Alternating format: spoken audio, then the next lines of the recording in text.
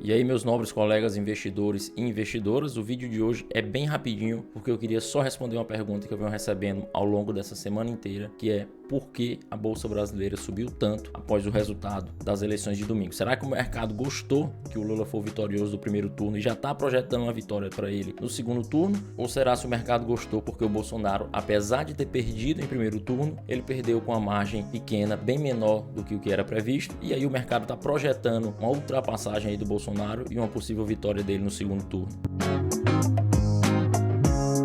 Primeiramente, se você está chegando aqui agora, eu me chamo Danilo Lira, eu sou assessor de investimentos e planejador financeiro com a certificação CFP, e eu gostaria de lhe pedir encarecidamente, se você gostar do conteúdo, é claro, que você curta esse vídeo, que me siga aqui no canal do YouTube e lá no Instagram também, para que a gente possa trocar mais ideias como essa. Então vamos lá, domingo a gente teve o resultado das eleições, onde o candidato Lula saiu vitorioso no primeiro turno, mas não conseguiu definir e matar a eleição aí. Então nós teremos um segundo turno entre o candidato Lula e o atual presidente Jair Messias Bolsonaro. Logo na segunda-feira, quase que como uma resposta a isso, o Ibov, que é o principal índice de ações brasileiras, subiu muito forte, mais de 5%, e o dólar teve um recuo aí também na casa dos 4%. E aí surgiu muita dúvida: será que esses movimentos teriam alguma relação direta ou não com o resultado das eleições presidenciais? E a minha resposta clara, direta e objetiva é que sim.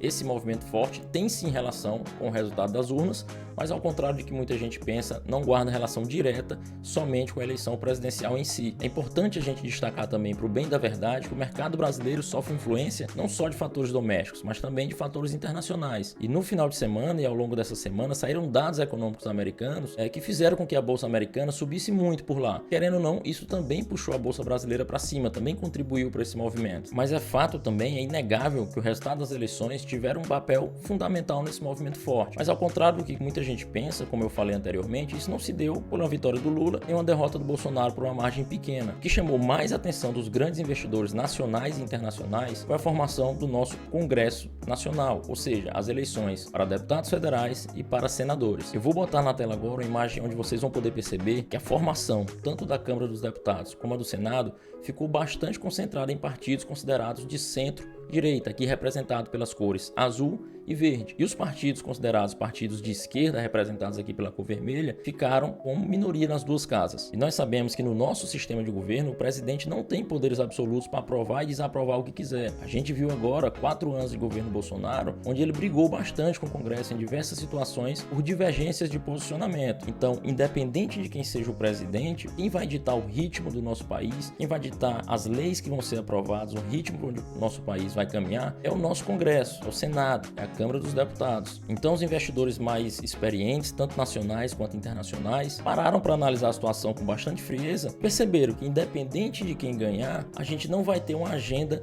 tão populista. Se o Lula ganhar, por exemplo, ele vai encontrar sérias dificuldades se tentar aprovar na Câmara e no Senado medidas populistas, revogação do teto de gasto, medidas assistencialistas que podem levar o país para um precipício fiscal maior, medidas irresponsáveis fiscalmente e economicamente. Então, ainda que o Lula tenha adotado na sua campanha uma pegada mais radical, uma pegada mesmo de esquerda raiz, se ele vier a ganhar no segundo turno, dificilmente ele vai conseguir dar andamento nessa agenda dentro do Congresso. E isso tranquiliza a gente um pouco por esse lado. Se o Bolsonaro ganhar, por sua vez, excelente. Quer dizer então que a gente vai ter um presidente mais alinhado com o Congresso. Então talvez ele tenha uma facilidade maior em aprovar medidas que ele não conseguiu aprovar nesse primeiro mandato dele. Ou seja, a gente pode ter mais privatizações, a gente pode ter medidas que apontem para uma liberdade econômica maior, medidas mais responsáveis fiscalmente, medidas que tendem a diminuir a participação do Estado na nossa vida e incentivar a iniciativa privada, a geração de emprego e tudo mais. Então, observando friamente a situação, independente de quem ganhar, eu acredito que o povo brasileiro deu a resposta nas urnas, que não quer um país irresponsável, a gente não quer caminhar em direção a se tornar uma Argentina, uma Venezuela, uma Nicarágua, nada disso. Independente do presidente, cada um tem suas vantagens e desvantagens, eles vão ter que se submeter a uma vontade do Congresso, e agora ficou muito concentrada de centro-direita. Partidos de esquerda perderam muita participação. Claro, você pode argumentar que independente de Congresso ser de centro, ser de esquerda, o presidente pode ir lá e, através da corrupção, comprar votos do Congresso. Pode, como já existiu o mensalão anteriormente, a gente sabe disso. Nada mais é do que a compra do voto de deputados e senadores. Mas ainda assim, um Senado e uma Câmara mais concentrada de centro-direita dificulta até a criação desses mecanismos de corrupção, porque é mais gente para você ter que comprar, é mais gente para você ter que dialogar. Então, novamente, independente do presidente que ganhar, os investidores perceberam que a gente tem que ficar de olho com o que é que está está sendo aprovado no Congresso. E isso, meus amigos, serve muito bem para reforçar o que eu já venho dizendo para todo mundo que me acompanha aí há muitos e muitos anos. Você tem que investir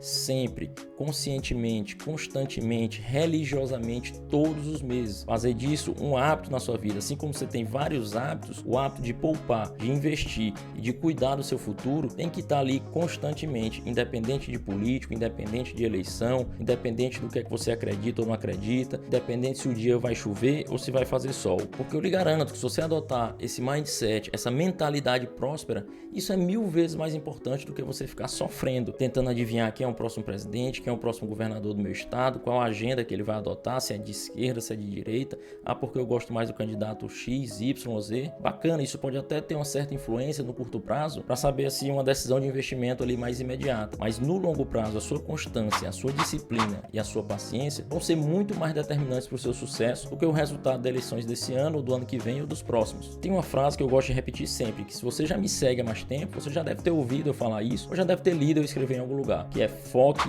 naquilo que você pode controlar, porque verdadeiramente mesmo, só você é a causa e a solução para todos os problemas que você porventura estiver passando, seja ele emocionais, financeiros, amorosos, pessoais, só você é a causa e a solução. Então, se você ficar focando eternamente em terceiros, naquilo que você não controla, sua vida vai ficar à mercê dos resultados de aleatoriedades. E se você focar naquilo que você pode controlar, que é poupar, investir em conhecimento, que é criar o hábito de cuidar das suas finanças pessoais, assim como você cuida do seu corpo, da sua mente, você tem que cuidar das suas finanças todos os dias, todos os meses. Se você fizer isso e focar corretamente nisso, todo o resto vira, digamos assim, ruído, como a gente gosta de falar no mercado financeiro, que no longo prazo não vai ter sentido nenhum. Você vai perceber que muito mais importante é a sua atitude hoje para determinar o seu sucesso futuro. A sua atitude de hoje, o seu hábito de hoje é o resultado do futuro sempre. Então eu espero que eu tenha conseguido passar algum conteúdo importante, interessante para você, e peço a sua ajuda de verdade para que você curta esse vídeo, se inscreva no canal, para que o YouTube entenda que esse conteúdo é relevante e espalhe esse vídeo para mais gente, para que as pessoas também possam saber o que realmente é importante e onde realmente que elas devem focar, tá bom? Então esse vídeo era só para isso, um forte abraço a todos e muito obrigado pela presença de vocês. Até mais.